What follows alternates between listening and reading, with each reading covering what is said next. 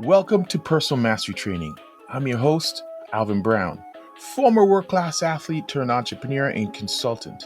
Join us as we learn from guests who have conquered their inner battles and share their journeys to success. Get ready for inspirational masterclasses and thought-provoking strategy sessions to fuel your path to personal mastery. Let's dive in. All right, in this strategy episode of Personal Mastery Training, let's talk about the idea of having a moment. Having a moment. That's that time where it's so special. It connects with your soul.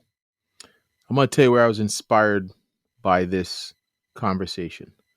I was recently at a dance competition with my wife's dance studio.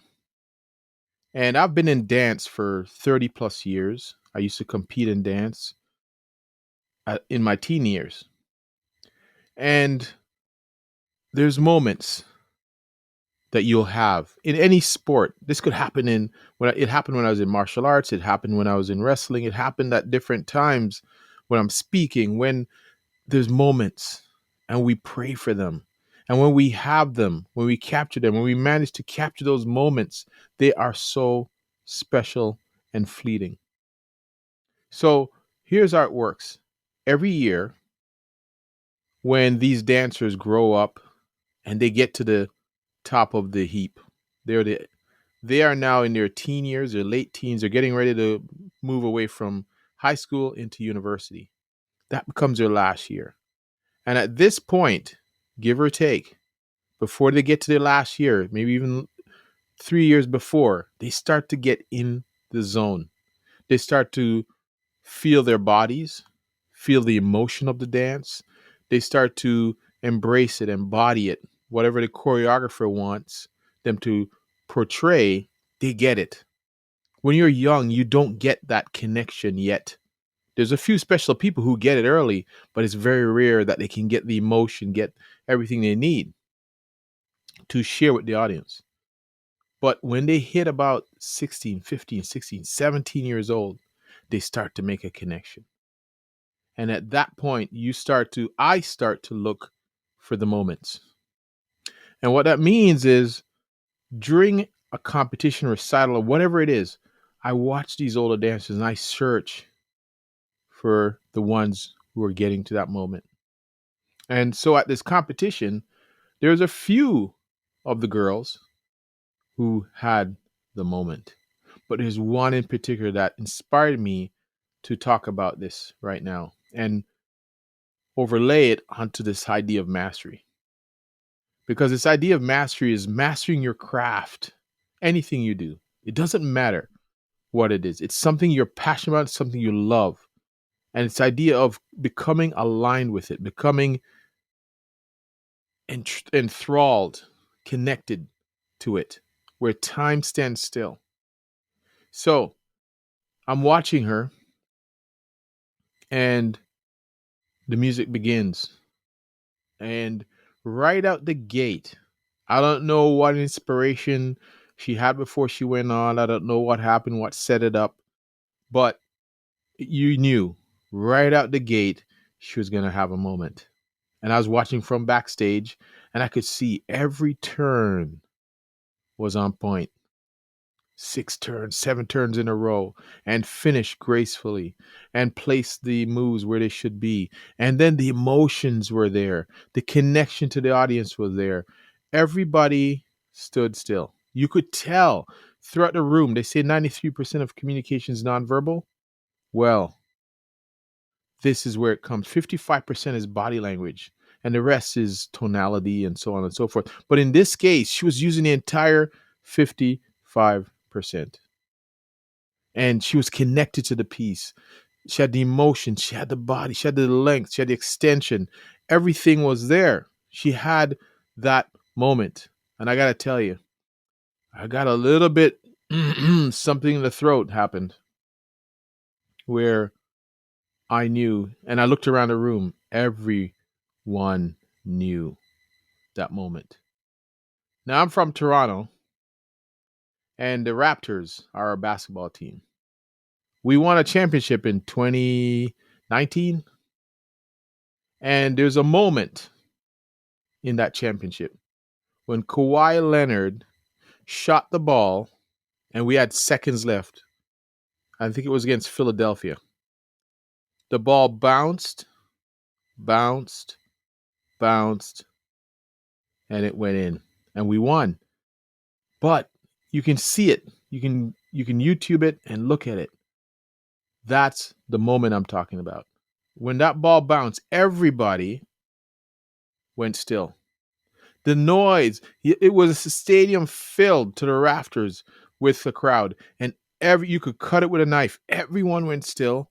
And everyone almost went catatonic. They're stunned as they watched this ball. The only thing moving was that ball. It bounced, it bounced, it bounced, and then dropped in. And the audience exploded all together, all at once. Boom.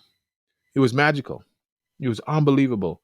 And that's when you knew the team as a whole, the year just went magical that year. It was almost like we caught flash in a bottle. We just caught everything at the right time and everybody lined up. Everything worked. It was unbelievable. And it led up to that one moment when the ball just dropped in. This young girl had that moment. She turned and she was in that moment, that flow zone. And when she finished the extension, then she walked right out of it and finished with that emotion. It was such a moment that when she went off, her mom was waiting at the side and they hugged because her mom's a dance teacher. And they hugged and embraced. And you could just, like I said, it just brought that lump in the throat because you knew those moments are special. And of course, she won the awards and special awards. But that brought me to thinking about our moments. What about us?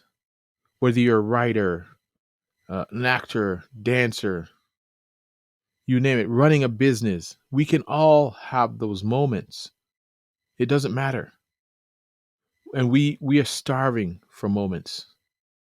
Everyone's looking. It can be addictive to bring those moments. And that's what we call being in the zone. That's what we call being in flow, the moments. So how do we harness and facilitate those moments? Well, I was thinking about it, and here's what I suggest. First of all, discover what you love most. What lights your fire? What brings passion? What is it that you secretly have pushed away, pushed aside, dumbed down because maybe you thought you're too old? Maybe you thought, what are people going to think about you doing this? You're this age or whatever it might be. And if you're the age of doing and you're not doing it, maybe you thought you're not good enough. You're not as good as them. You're comparing to someone else. You remember say comparison is a thief of joy. But what if you ran your own race? So that's one. Figure out what lights your passion. Number two, dedicate yourself to becoming great at it. Not good, great. That means when you dedicate yourself, you are pushing away all other distractions and you're hyper focused on this outcome, on this idea of becoming preeminent, becoming great, aiming for your moment.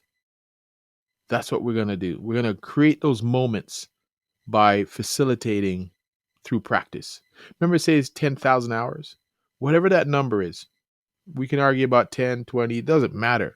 But we have to dedicate ourselves to the craft. And then create that vision, practice. And you got to remember this. Those moments are created in moments where we have 10,000 hours of boring, mundane, repetitive, that no one else, unsexy things that people do. I always go back to Usain Bolt.